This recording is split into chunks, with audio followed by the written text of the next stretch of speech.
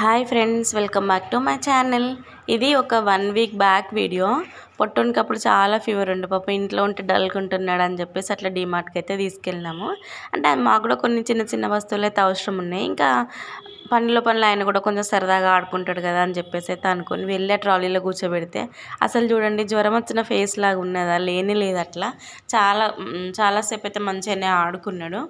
ఇంకా ఈయనే ఆడుకోవడం సరదాగా, నేను ఆ ట్రాలీని తిప్పడం, మా హస్బెండ్ అవన్నీ తీసుకొచ్చి దాంట్లో వేయడం, ఇదే సరిపోయింది. అయితే మేము ఏమేమి థింగ్స్ కొన్నామంటే జీలకర్ర, మెంతులు, ఆవాలు మెయిన్గా వెళ్ళిందంటే ఈ మూడింటి కోసమే. ఇంకా ఇవి మన మునగాకు పొడిలోకి వేద్దామని చెప్పేసి అయితే అనుకుని తీసుకున్నాము.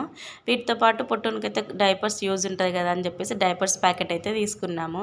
ఇంకా ఇవి కాకుండా కొత్తగా తీసుకున్న ఏంటి అంటే చియా సీడ్స్, ఇది ఫస్ట్ టైమే.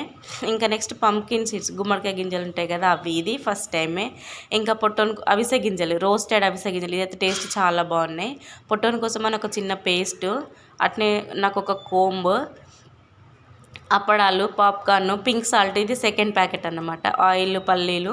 అయితే రైస్ దగ్గరికి వెళ్ళేసరికి biryani rice and basmati rice వేరు ఉన్నాయి. దాంట్లో ఈ డిఫరెన్స్ ఏంటో నాకైతే అర్థం కాలేదు, కానీ ఆల్మోస్ట్ రెండైతే సిమిలర్గానే కనిపించినాయి. మేమైతే బిర్యానీ రైస్ తీసుకున్నాం. ఇంకా ఈ డబ్బా ఎందుకు తీసుకున్నానంటే దీనిలో ఉన్న ప్లాస్టిక్ స్పూన్స్ ఉంటాయి కదా, అవి పప్పులోకి, పసుపులోకి యూజ్ అవుతాయి అని చెప్పేసి అయితే తీసుకున్నాం. ఒకదానికి వెళ్ళి మేము తీసుకున్న సామాన్ అయితే ఎంత ఉంటుందో కామెంట్ చేయండి. ఈ వీడియో మీకు నచ్చితే like and subscribe. Bye friends.